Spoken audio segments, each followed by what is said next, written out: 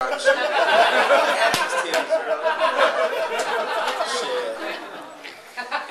we got any religious people in the audience tonight? Any religious freaks? You really religious? Yeah?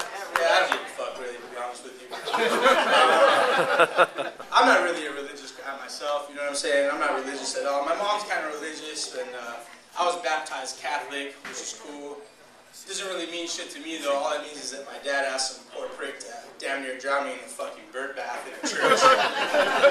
So, I mean, it doesn't really mean anything to me, but I do respect my mom's beliefs. She's a little bit Catholic, and or a lot bit Catholic, I guess. And every time something bad happens in my family, to either me or the rest of my family, my mom always chalks it up to God's plan. Ever since I was a little kid, I've been hearing this shit. God's plan, mijo. Let's say I got suspended from elementary school when I was a little kid. She said, "Oh, that's okay, son. It was just God's plan." And then later on in life, you know, I got a little more trouble in high school. I got caught with weed and shit. She said, "Oh, it's okay, mijo. It's just God's plan again." I said, "All right, that's cool, Mom. That's cool. No accountability at all, right? It's all fucking God's fault." So even then, later on in life, as I got older, you know, I was getting roadheaded from a hooker after an all-night bender and ran into a tree. God's plan, right? I told my mom, she said it was fine. And even later on in life, you know, I mean, as you get older, you experience things. I caught crabs.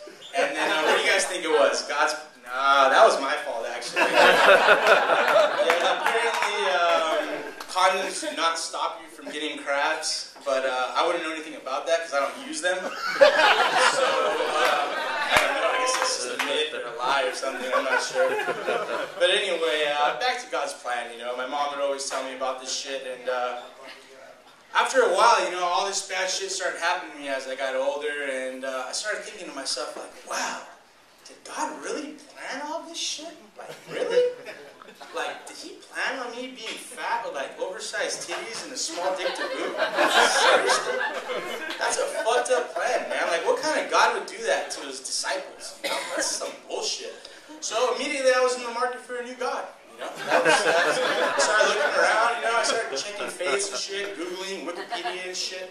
And I talked to my buddy, he was Mormon, actually, and you know, he told me about this great thing that his God hooked him up with. He got 4 fucking wives and a girlfriend on the side. Can you believe that shit? 4 wives and a girlfriend on the side. So what the fuck have I been doing as a Catholic? You know, this is bullshit. So, upon further investigation, I looked into the Mormon religion a little more, and I realized that you can't drink when you're Mormon, which kind of fucked me up. You can't smoke weed, you can't fucking do coke, you can't fuck hookers, nothing like that. You can't have any fun, basically. So, I said that one's out. That's out.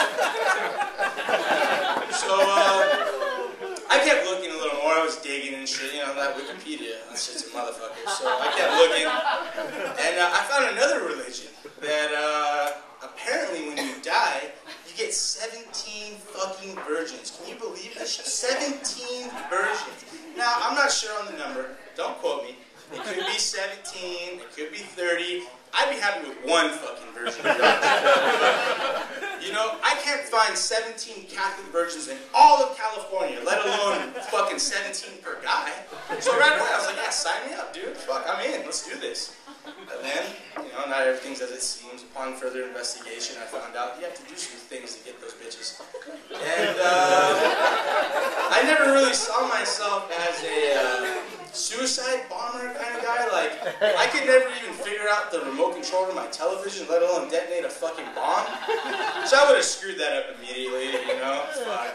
So I gave that one up. So I started thinking to myself, you know what, Omar?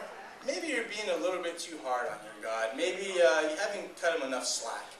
Maybe you've just been judging him a little too quick. Now follow me, you guys. Just give me a second here.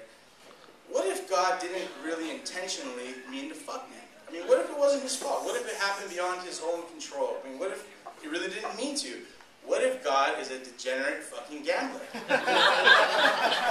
I am, so fuck. Why wouldn't he be? So I thought, you know, what if God one day, let's say he's up in heaven, which is, let's call it La Jolla, and Satan is down in hell, and let's say he's San Isidro.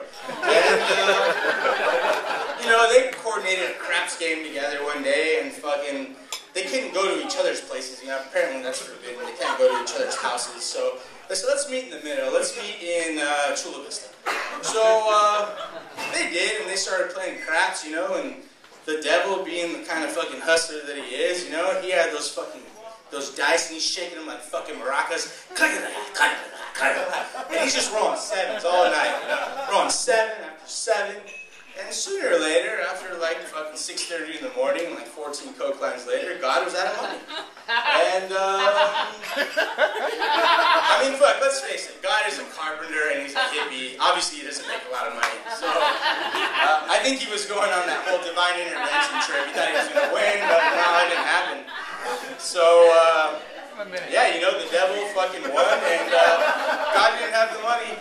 Got the light?